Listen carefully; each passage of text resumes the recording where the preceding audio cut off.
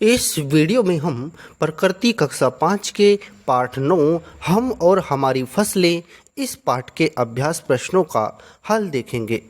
सबसे पहला हमारा प्रश्न है, इसमें प्रश्नों के उत्तर लिखिए। पहला प्रश्न आपसे पूछा गया है, गेहूं और चने की बुआई किस मौसम में की जाती है? तो गेहूं और चने की बुआई किस मौसम में की जाती है? उत्तर में आप लिखेंगे गेहूं और चने की बुआई जाड़े के मौसम में की जाती है, यानी जब जाड़े का प्रारंभ होता है अर्थात नवंबर का जो महीना होता है तब से गेहूं और चने की बुआई होती है। तो आप ये उसके उत्तर में लिख देंगे। इसी तरह से आगे देखते हैं हम। अगला प्रश्न है हमारा, आपको कौन सा मौसम अच्छा लगता है? तो इस प्रश्न का उत्तर वैसे तो आप अपनी समझ से लिखेंगे। आपको जो भी मौसम अच्छा लगता है वो आप यहाँ पर लिख देंगे उत्तर में। जैसे उदाहरण के स्वरूप हमने लिखा है, मुझे सर्दी का मौसम अच्छा लगता है। आपको गर्मी का लगता है या बरसात का लगता है, या जो भी मौसम आपको अच्छा लगता है वो आप यहाँ पर लिखेंगे। अगला प्रश्न है हमारा, टपक एवं छिड़काव सिंचाई पद्धति का प्रयोग कहाँ और क्यों किया जाता है? देखिए, टपक और सिंचाई जो ये छिड़काव वाली पद्धति है, इनमें पानी का कम से कम प्रयोग होता है और ऐसी पद्धतियों को, ऐसी विधियों को वहाँ पर इस्तेमाल करते हैं जहाँ वर्षा या तो बहुत कम होती है या सूखे की बहुत ज़्यादा समस्या होती है। टपक एवं छिड़काव सिंचाई पद्धति का प्रयोग सूखे या कम वर्षा वाले क्षेत्रों में किया जाता है, क्योंकि इन विधियों से सिंचाई करने पर पानी बर्बाद नहीं होता है। तो ये आप लिख देंगे। आगे देखते हैं। अगला प्रश्न है हमारा, पौधों में सिंचाई करने के लिए जल कहाँ कहाँ से प्राप्त होता है? तो पौधों की सिंचाई करने के लिए हमें सिंचाई करने के लिए जल तालाब, झील, नदी, कुओं, नहर, नलकूप आदि से प्राप्त होता है। नहर, तालाब, झील, नदी, कुओं, नहर, नलकूप आदि से हमें जल प्राप्त होता है। आगे देखते हैं। अगला प्रश्न है हमारा, रासायनिक खाद की अपेक्षा जैविक खाद अधिक फायदेमंद है, क्यों? देखिए, रासायनिक खाद के प्रयोग से बहुत सी बीमारियां बढ़ती जा रही हैं।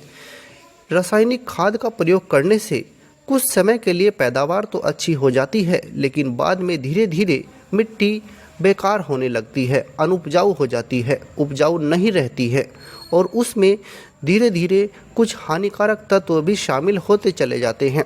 और रासायनिक खाद के प्रयोग से वो जो रसायन हैं, वो जो जहरीले रसायन है, वो हमारे भोजन में मिल जाते हैं, घास में मिल जाते हैं। जब घास को जानवर खाते हैं या फिर भोजन को हम खाते हैं, सब्जियों को खाते हैं, फलों को खाते हैं, तो वो फिर हमें कैंसर जैसी बहुत ही भयावह बीमारियों को जन्म देते हैं। तो इसलिए हमें जैविक खाद का इस्तेमाल करना चाहिए, क्योंकि जैविक खाद के प्रयोग से मिट्टी उपजाऊ होती है और फसल पर भी इसका कोई हानिकारक प्रभाव भी नहीं पड़ता है। लेकिन रासायनिक खाद का प्रयोग करने से फसल पर हानिकारक प्रभाव पड़ता है, इसलिए भी जैविक खाद अधिक उपयोगी है, अधिक फायदेमंद है। तो आप ये इसके उत्तर में लिख सकते हैं। आगे देखते हैं। अगला प्रश्न है हमारा, दिए गए शब्दों से खाली जगह को भरिए। यहाँ पर आपको खाली जगह भरनी है। शब्द दिए गए हैं, दोमट, उपजाऊ, कटीली झाड़ी और ट्रैक्टर। तो अब देखते हैं। धान की फसल के लिए दोमट मिट्टी अच्छी होती है, ये हमने लिख दिया है। खाद से मिट्टी अधिक उपजाऊ हो जाती है। आजकल खेत जोतने के लिए ट्रैक्टर का प्रयोग किया जाता है। खेत जोतने के लिए ट्रैक्टर का प्रयोग किया जाता है। और जानवरों से फसलों की रक्षा के लिए कटीली झाड़ी का प्रयोग किया जाता है। जानवरों से फसलों की रक्षा के लिए कटीली झाड़ी का प्रयोग किया जाता है। अब हम आगे देखते हैं। अगला प्रश्न है हमारा, वर्ग पहेली में अधिक से अधिक अनाजों के नाम ढूंढकर उन पर गोल घेरा बनाइए। यहाँ आपको एक वर्ग पहेली दी गई है। इस वर्ग पहेली में आपको बहुत से अनाजों के नाम ढूंढने हैं और उन पर गोला करना है।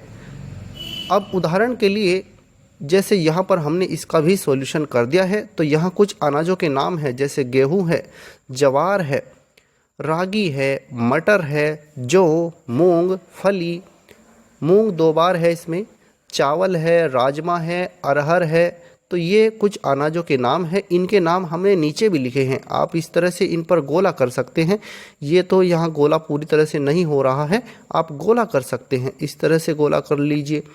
तो इस तरह से वर्ग पहेली में आपको ये अनाजों के नामों पर गोला करना है। अब जैसे यहाँ पर हमने इन्हीं अनाजों के नाम लिखे हैं, जैसे गेहूँ है, अरहर है, चावल है, राजमा है, ज्वार है, मटर है, मूंग है, फली हैं, ये अनाजों के नाम हैं। रागी है, जौ है, तो ये अनाजों के नाम हैं जो इस वर्ग पहेली में हमें दिए गए हैं।